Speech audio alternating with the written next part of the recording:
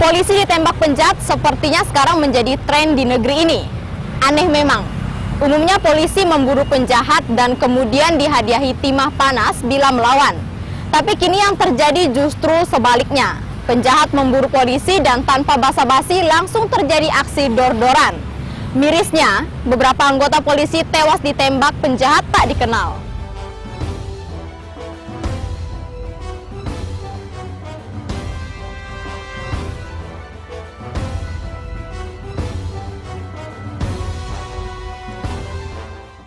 Institusi Polri yang kebakaran jenggot membentuk tim khusus untuk mencari pelaku. Peristiwa tragis ini memang tidak terjadi di Kalbar. Namun, masyarakat luas tetap bertanya-tanya, kok polisi diburu dan ditembaki penjahat? Apa yang sebenarnya terjadi? Maka beragam analisa pun mencuat ke permukaan. Mulai dari konspirasi politik sampai teori pembalasan dendam, semuanya komplit. Yang malah menambah bingung masyarakat, namun tetap menjadi perbincangan hangat. Lantas apa tanggapan mereka?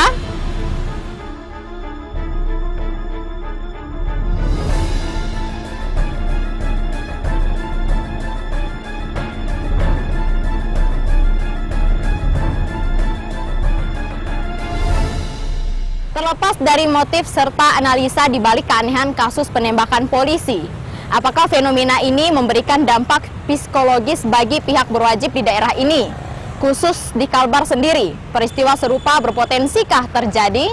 Mengingat provinsi yang berbatasan darat dengan Sarawak, Malaysia ini kerap menjadi sasaran empuk peredaran narkoba gembong jaringan internasional.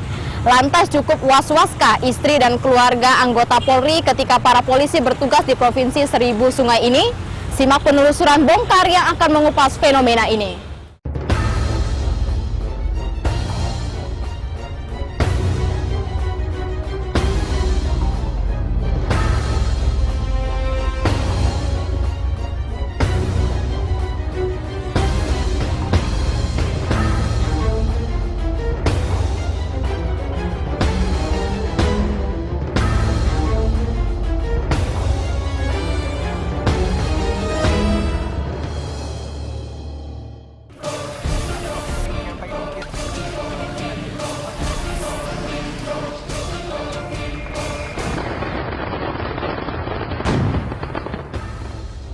Maraknya kasus kejahatan bersenjata api melukiskan tindakan kriminal telah menghantui masyarakat Indonesia. Ironisnya, akhir-akhir ini polisi yang justru menjadi target penembakan oleh orang tak dikenal. Tinggal kini pihak penyidik yang kebingungan. Celakanya, motif penembakan juga tak diketahui. Mirisnya lagi, identitas pelakunya juga masih nihil. Hanya sketsa wajah yang disebar.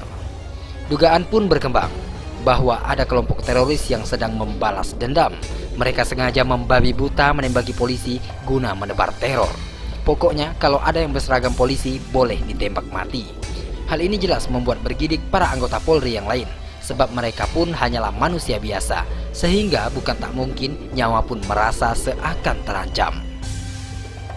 Tak hanya bagi polisinya sendiri, sang istri di rumah pun pastilah merasa was-was atas maraknya kasus penembakan terhadap anggota kepolisian oleh orang tak dikenal belakangan ini. Senantiasa khawatir setiap suaminya pergi menjalankan tugas negara. Pasalnya, target yang diincar ini kelihatannya acak. Masalah sikap apa yang harus dikembangkan oleh kepolisian, saya pikir apa yang diambil oleh petinggi kepolisian kita itu sudah benar pada sebagian, yaitu melakukan razia besar-besaran terhadap kepemilikan senjata api itu dulu, baik yang legal maupun yang ilegal. Nah, misalnya yang legal dilihat. Yang legal ini juga kan dia harus sebenarnya melalui tes-tes tahapan tersendiri gitu loh. Nah, tidak bisa misalnya kalau saya kondisi psikologi saya labil gitu misalnya kan, lalu diberikan izin atau diperpanjang izinnya, ini kan berbahaya bagi saya gitu loh.